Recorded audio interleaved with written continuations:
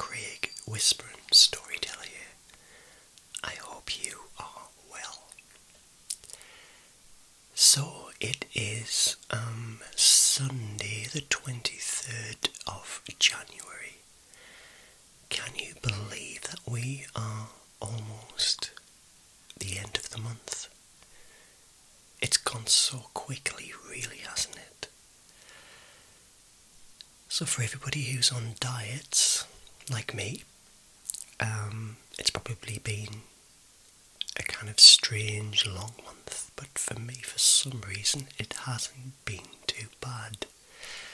And I think that's because of trying to adopt a mindset which is more in the moment rather than stressing over how many days I've been starving myself of chocolate or bread. So on day 23 of my self-imposed diet, I'm fine. I'm absolutely fine, and you know what? I'm not going to beat myself up. I had a few slices of pizza last night. I was at a friend's, and everybody decided to get pizza, and I thought to myself, I don't want to be the one that's saying I can't because of this, that, and I thought, I'll just have a couple of slices of pizza, no harm done. I've just had no sandwiches, I've had no toast,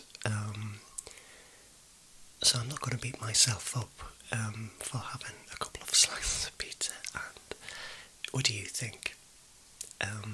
But chocolate, I haven't even tasted one hint of chocolate, and you guys know how mad I am on chocolate. And of course I'm having my Sunday morning cup of coffee.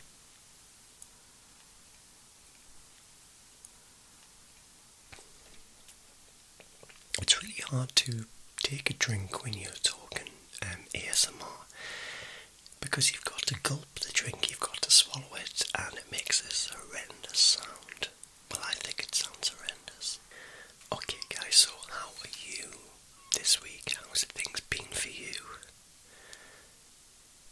Yeah, well, I hope you're all doing fantastic in all of the little things you've set yourself for the month of January.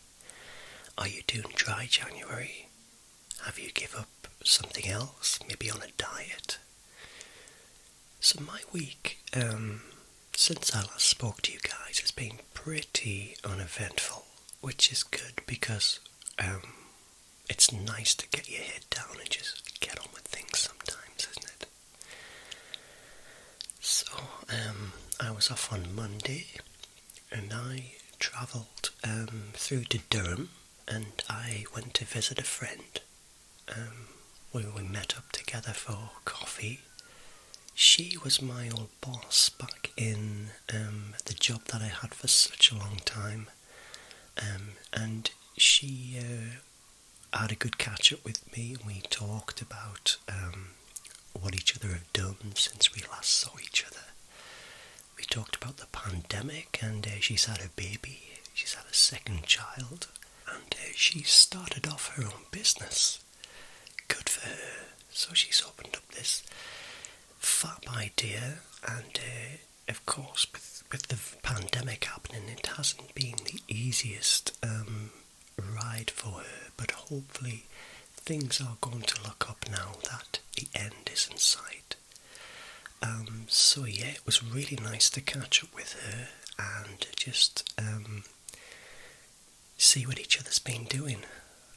So with me, I had to tell her about my my journey so far since we parted paths, and I've ended up in Amazon, and she understands where I'm at as well.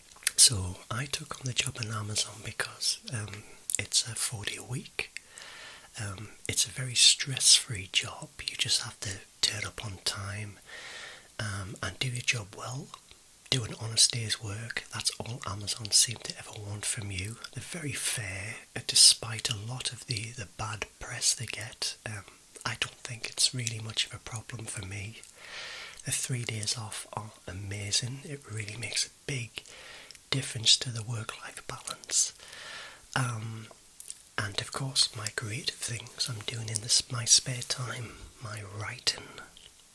So I've got time to be creative and not worry about a job or things I haven't done, or I need to quickly log on and do this and that like I used to in a previous job.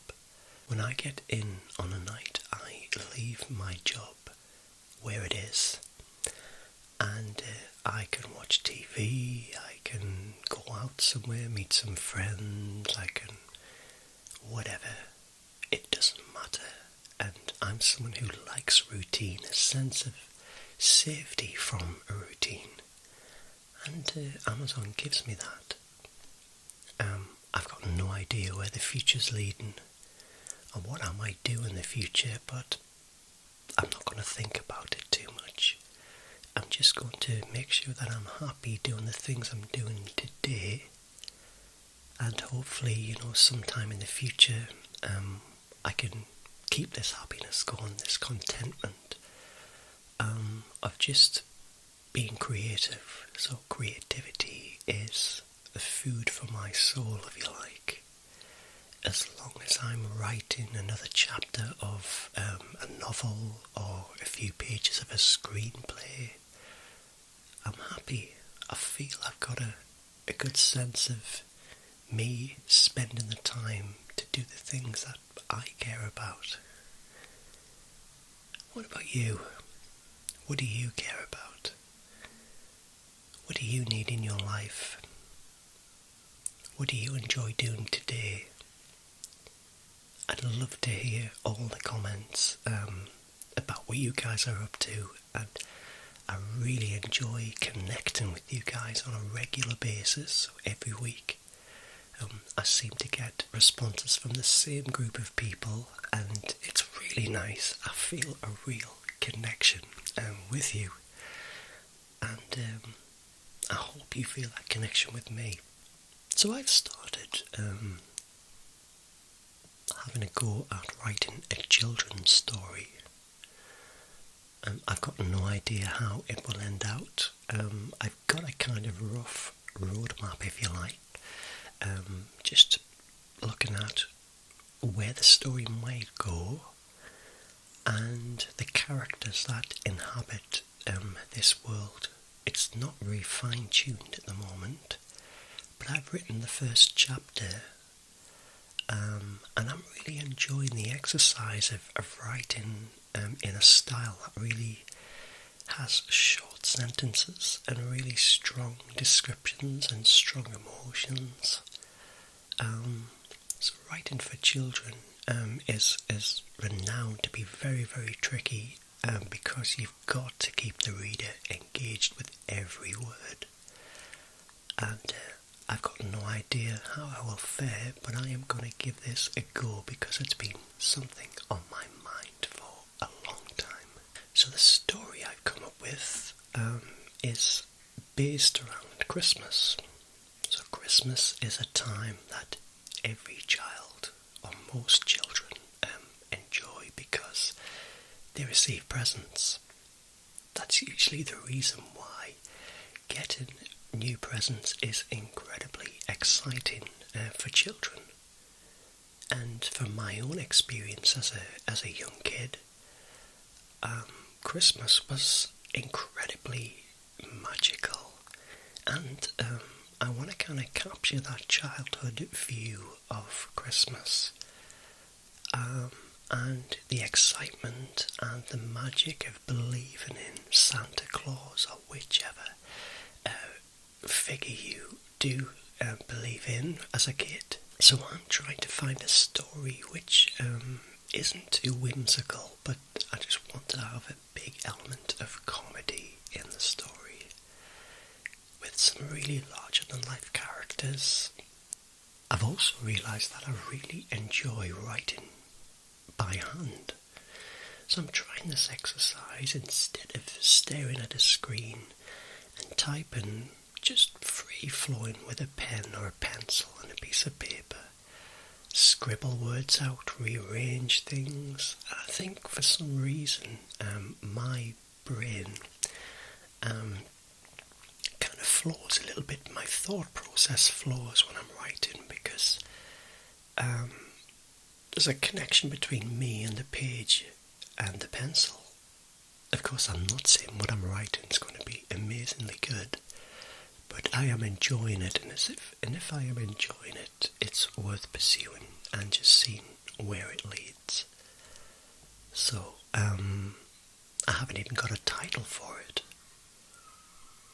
but I'm just going to keep it going and see where it goes, and I'd love to finish it. It's a great feeling when you finish a creative project, because then it's all about editing and fine-tuning and reshaping. But as long as you've got that story down and it exists, it's got a beginning, a middle and an end, and it kind of works. That's an amazing feeling that you've achieved something. And that's where I hope I can be at some point with this one. But time will tell.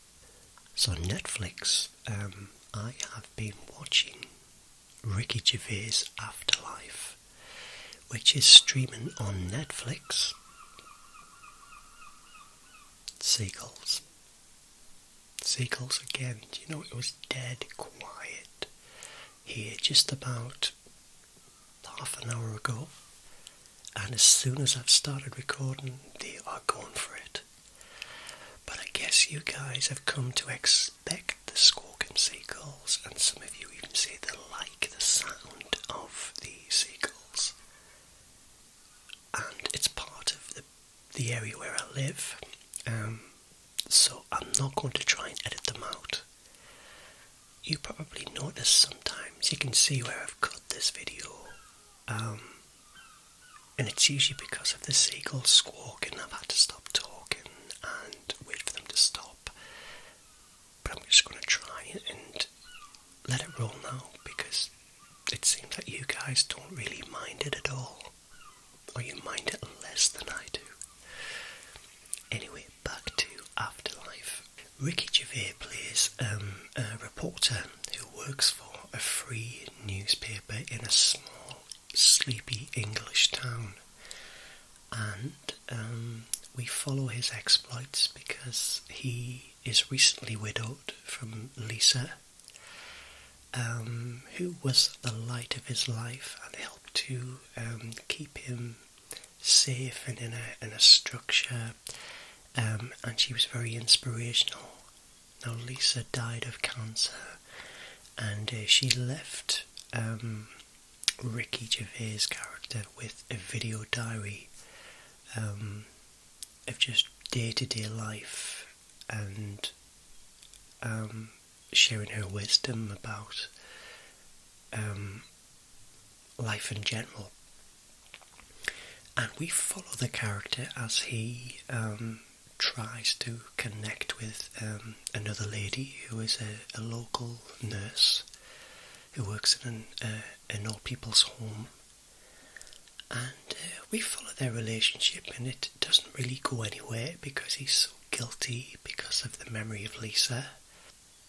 So we follow his day-to-day life and the larger-than-life characters that inhabit his world, from the postman, who is also having relationship problems, to his colleagues in the office of the newspaper that he works at, and their day-to-day life, which is often disastrous. So it is really funny, very touching, and will leave you crying buckets, I promise. It's so raw and emotional, but not in a sweet, sentimental, self-indulgent way. It's very typical Ricky Gervais, which is very laced with profanity, which we know and love from the man himself. He is who he is. He's a breath of fresh air. Yes, he's a little bit cheeky and a little bit brutally honest, but he there's a lot about him. He's got a really big heart, and I think it really carries in his writing. He really understands the feeling of loss and grief and how life continues on without our loved ones. If you get a chance to watch Afterlife, I guarantee you will at least be entertained by it. So it is British, and I'm not sure if you guys can get it in the US or Australia or Europe, anywhere, but do check it out and see if it is available. Highly recommended by me. So last night we went to a friend's, and we had some drinks and some pizza, which I told you about. A little bit naughty of me to do that, but I did it. And then we played Alien. So remember last week when I shared with you that I got the board game of Alien for Christmas? Well, we played it for the first time, the four of us, and we had beers, and we had a real good time. So I now know how to play Alien. It didn't take very long to learn the rules. So you play one of the 5 characters from the movie. That's Ripley, Dallas, Parker, Brett and Lambert. And you navigate around the Nostromo, which is the spaceship, of course, that they live in. And the alien is hunting everybody down. So you work as a collaborative group, and you have to collect different items from around the ship and create things to try and stop the alien.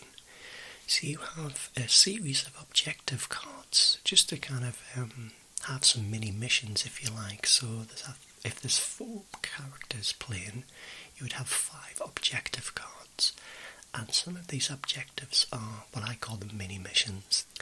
So one of the missions might be all the characters to meet in one room at the same time, all holding one item in their inventory, which was some scrap.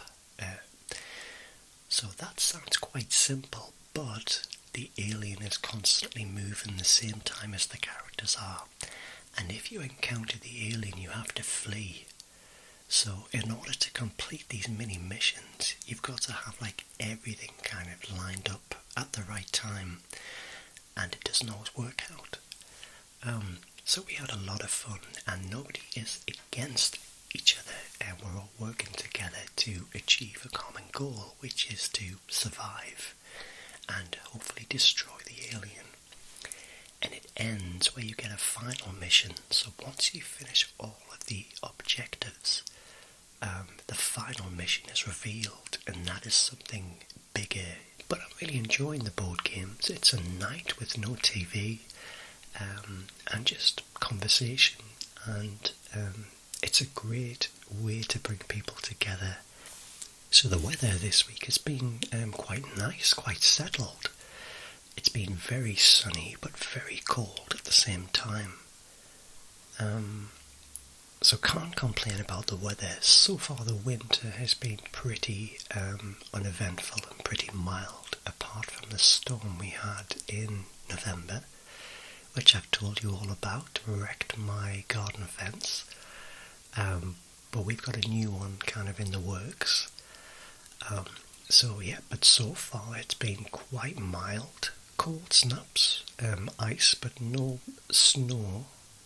I think we just had one episode of snow, and that was before Christmas. So far here on the coast in the northeast, we've had nothing else. Just mild days and icy mornings. But I am starting to see a difference with the light, especially on a morning. So driving to work on a morning at 7:45 to start at 8, I'm noticing that the sky is a little bit lighter. Whereas 2 weeks ago it was pitch black. So that's great news to feel that we are getting longer days already, and it's just at the end of January. So yeah, I do miss the summer. I do miss, walking around in t-shirts and feeling the sun on your face, and even like just pottering around in your garden, cutting the grass, lying on the deck chair and sipping a nice cold beer. I do miss that. But in Britain, you never know what kind of summer we're going to get. We could have a really wet, miserable summer. Who knows? We can't predict the English weather, that is for sure. On the ASMR front, I've been really watching, I do go through some phases when I watch a certain artist, if you like. So I've been watching Be Brave, Be You, which is a lady here in England, and I think she comes from Birmingham. And she's very successful, way more successful than this channel. Some of these creators have only been on the scene for 2 years or so, or even less, and they've got nearly 100,000 subscribers, whereas I don't seem to make that number. Is it because I'm kind of old-fashioned a little bit? I'm not sure. It could be a number of reasons, but I really enjoy the connection I have with the listeners I do have, and I try to respond to everybody, and I feel like there's a real friendship there. So if I don't get the thousands of subscribers, I don't get them. It's as simple as that. But as long as we enjoy what we're doing and we do get some satisfaction from it, and connecting and helping anybody in any way is all I'm trying to do, to make people relax, to help people unwind and forget the worries that they have of the day. That's all I'm wanting to do. If that helps one person, 2 people, 3 people, then that's fine. That's me thinking, job well done. Of course, if the channel did get bigger and bigger, it's harder to kind of keep and touch base with everybody and respond. So, I'm going to leave it there, and I'm going to wish you all a fantastic week ahead. I hope it is a good one for you, and please do keep connecting with me and letting me know how you are. And thank you for the PS5 recommendations, everybody. It seems that it is a unanimous thumbs up to get that console, so I will be looking into getting one as soon as I possibly can. My friend last night had one, and he really recommends it too. He was one of the first people to get it. He got it the kind of weekend it was released. But everybody says it's kind of hard to find one in stock at the moment, and of course for the reasonably priced one as well. But I am going to get one at some point this year. I'm going to keep looking out, and I might sell my PS4 Pro in the meantime and keep looking out for it. So guys, thank you very much, and I will sign out now and wish you all a great restful night wherever you are in the world. You take care, and I will see you soon.